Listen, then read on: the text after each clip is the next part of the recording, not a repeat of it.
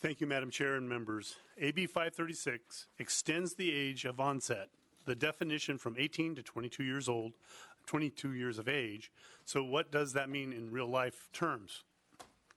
Under current law, anyone who obtains a developmental disability after the age 18 is precluded from utilizing the regional centers. This bill would allow those young adults to benefit and improve from those very important services. It has been shown that those who do receive these services benefit greatly from them, with improvements in both quality of life and functionality. The medical community believes that the brain continues to develop until at least 22. Mine still is. And has long made it clear that a person's brain has not completed its growth over development until the age of 22. Additionally, 38 other states have adopted the broader age range in their definitions of developmental disabilities, so it makes sense for California's eligibility threshold to match federal standards, 38 other states, and more importantly, scientific data. California has long been the leader to champion efforts to increase and enhance the lives of people living with IDD. And this change in law would have a very significant, meaningful impact on the lives of these struggling young disabled Californians who need our help. I respectfully ask for your aye vote, and with me today I have Senator Scott Wilk, whose brain did develop by 22, and another great advocate for the IDD population, and Cindy Smith from the State Council on Developmental Disabilities. Thank you. First witness, please. Yeah, thank you. First of all, I want to thank you for your leadership, not only on this issue, but all issues for this community that's underrepresented and often not heard. So I want to thank you because you're an incredible leader. I think he covered it all. The one thing I want to stress is that the federal government changed their standards 40 years ago, and we've yet to do it. When you look at the issues that we've tackled as a legislature when it comes to juvenile justice, social justice, we've changed a lot of the laws because we know that the brain hasn't yet been developed, and we acknowledge that there, yet we don't do it here. This issue first came to me. I had a young man in my district. 6 weeks after he turned 18, he was T-boned by a drunk driver and suffered traumatic brain injury and was unable to access services. Now, he's fortunate. His father's a very successful screenwriter, and so although it costs a lot of money, he was able to get those services, and he's done remarkably well, not where he was, but remarkably well. But there's too many people out there, whether it's acquired or traumatic, that don't have access to that. And this is just, we need to lift up all people, and this is just the righteous thing to do. Again, we'd be in compliance with the federal law in 38 other states. So again, I joined Senator, I promoted you, Assemblymember Frazier, in asking for an aye vote. Thank you. Next witness, please. Hello, Chair Reyes, Vice Chair Mathis, and members of the committee. Thank you, Assemblymember Frazier and Senator Wilk, for championing this important bill. My name is Cindy Smith, and I am the Deputy Director for Policy at the State Council on Developmental Disabilities. As the previous witnesses have talked about, the State Council was created close to 50 years ago as part of the Federal Developmental Disabilities and Bill of Rights Assistance Act to advocate for improvements in the service delivery system for individuals with developmental disabilities and their families.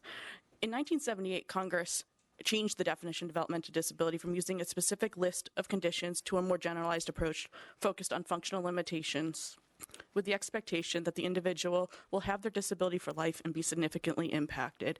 At the same time, as was already stated, Congress changed the age of onset required to have a developmental disability from 18 to 22. There's even some studies that have recently found that brain development doesn't occur up until the age of 25.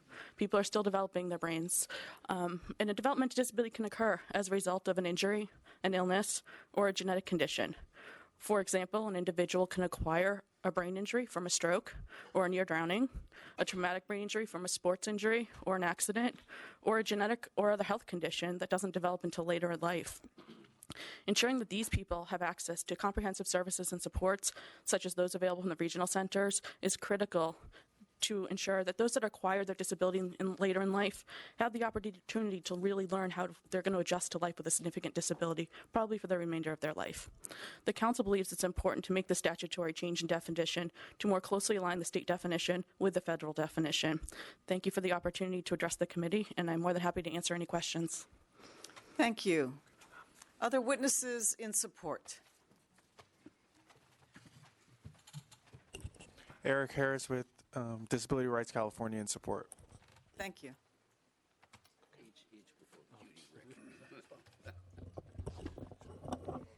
Oh, sure. Thank you. Madam Chair and members, Rick Rollins representing ARCA, the Association of Regional Center Agencies. We have been working with Senator Wilk in the past on this legislation, and our position today on the bill, as with Senator Wilk's legislation, was support if amended. We are concerned, of course, about funding for our system, and there are two very important issues facing our system. The median rate that was established that has been a real curse, quite frankly, in getting providers into our community, and also the freeze on new program development. And although our system serves primarily people, as you know, with autism, cerebral palsy, epilepsy, and intellectual disabilities, raising the age and also expanding the eligibility to others outside of that group will require the development of new programs, and that's why we would support this bill, but it's conditional, quite frankly, on getting rid of the median rates and the freeze on new program development. Thank you. Thank you. Thank you, Madam Chair.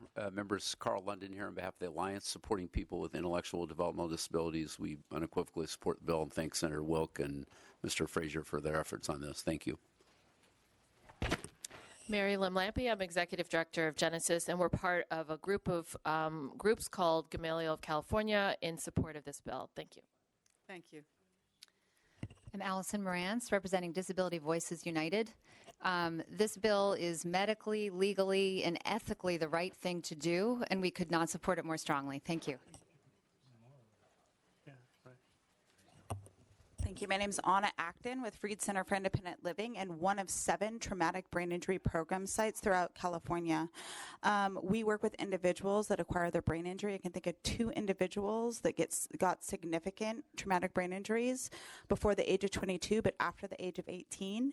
That could greatly benefit from regional center services. Those are the type of services individuals need. The 7 traumatic brain injury program sites are working on very limited resources, and having access to these services would be phenomenal for individuals we serve. Thank you.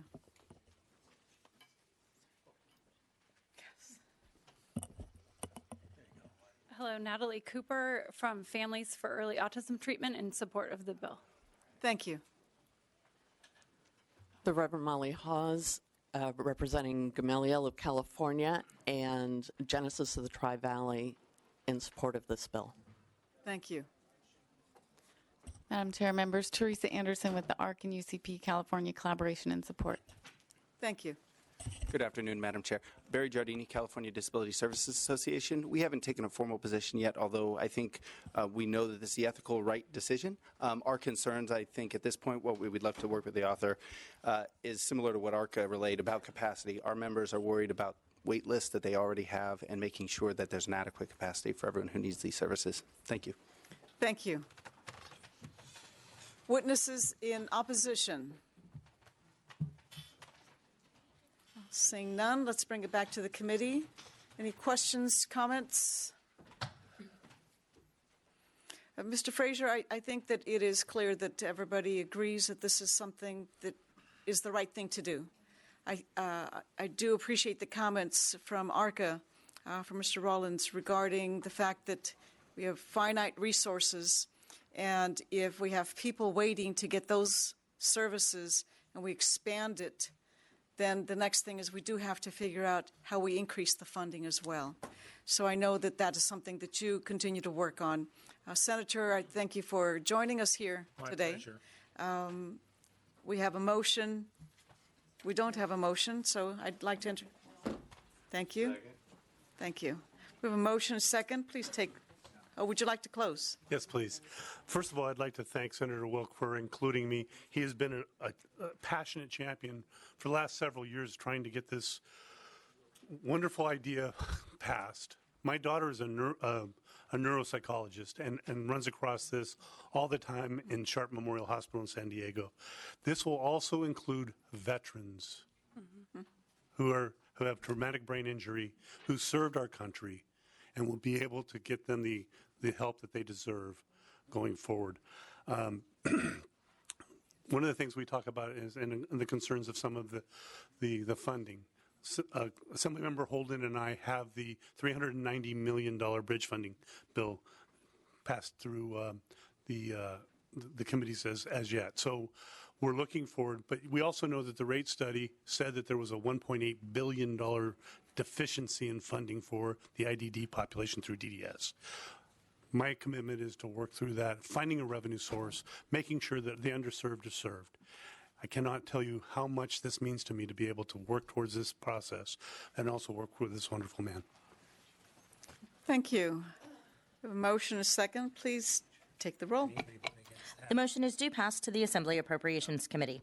Reyes? Aye. Reyes, aye. Mathis? Mathis, aye. Rivas? Rivas, aye. Choi? Friedman? Friedman, aye. Gibson? Mainshine? Mainshine, aye. Stone? Stone, aye.